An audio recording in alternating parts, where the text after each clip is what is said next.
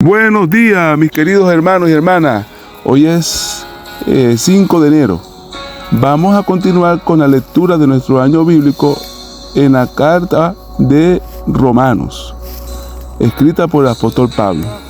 Luego de una corta introducción, él establece las bases teológicas fundamentales de la salvación, destacando la justicia de Dios y la justificación por la fe. Luego de un corto saludo, Pablo se presenta como siervo de Cristo y destaca su llamado a predicar el Evangelio a todas las naciones. El tema central lo encontramos en los versículos 16 y 17 del capítulo 1. Él dice que el Evangelio es poder de Dios para salvación a todo aquel que cree.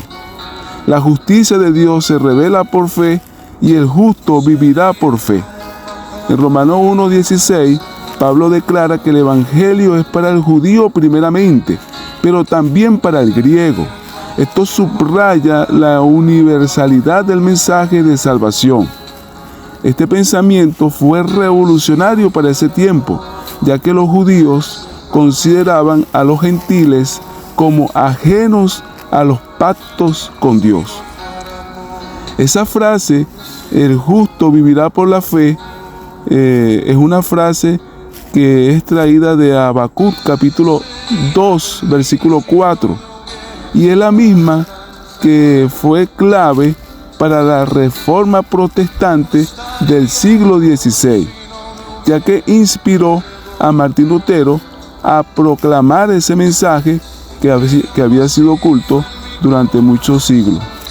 En Romanos capítulo 3, versículos 10 al 12, encontramos una recompilación de citas del Antiguo Testamento que describen la condición pecaminosa de la humanidad. En Romanos 1:20, Pablo afirma que la existencia y el poder de Dios se pueden ver claramente en la naturaleza.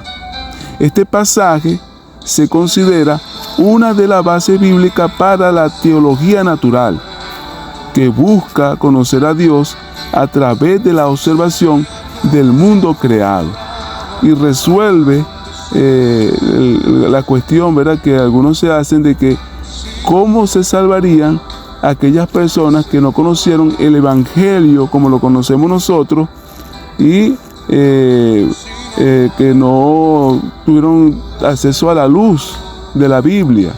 Por ejemplo, como el caso de Guaycaipuro, y de los aborígenes, de los musulmanes, etc.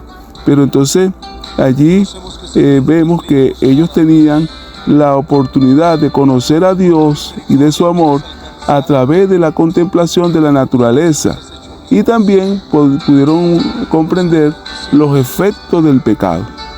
En Romanos capítulo 2, versículos 14 y 15, se introduce la idea que los gentiles que no tenían la ley de Moisés poseían una conciencia que actuaba como una ley interna. Esto sugiere una moralidad universal dada por Dios. Y entonces confirma la idea de que esas personas tuvieron oportunidad para la salvación. Pablo argumenta en Romanos capítulo 4 que Abraham fue declarado justo por Dios antes de la circuncisión, según Génesis 15, versículo 6 y Génesis 17.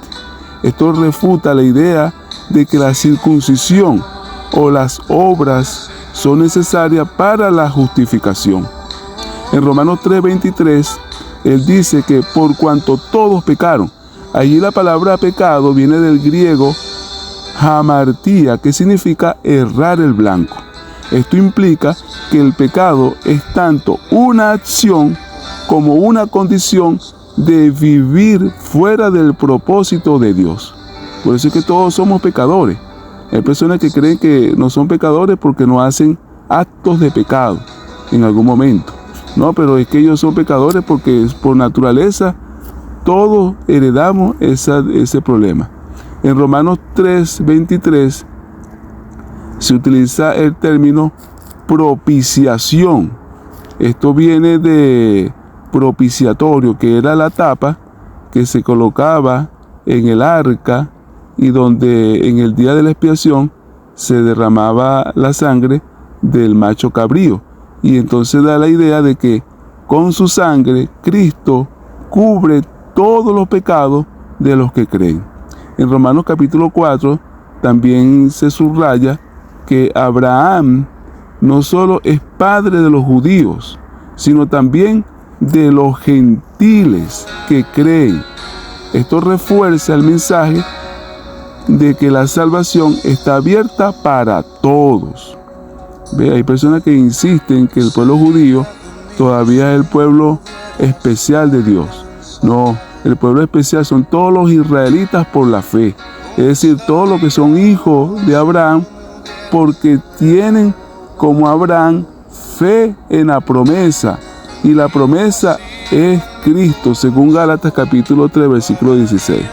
La palabra fe aparece más de 20 veces en estos 4 capítulos, resaltando la importancia central en el argumento de Pablo. Esta epístola de los Romanos plantea varios desafíos teológicos debido a la profundidad y complejidad de sus argumentos. Pero eso lo vamos a ir estudiando poco a poco, hermano. Pablo realmente fue un gigante de la fe. Y bueno, vamos a tratar de descubrir algunas de sus mensajes tan hermosos. Así que vamos a dedicar tiempo este día, domingo, para leer esos 4 maravillosos capítulos. Maranata, Cristo viene. Bendiciones para todos mis hermanos.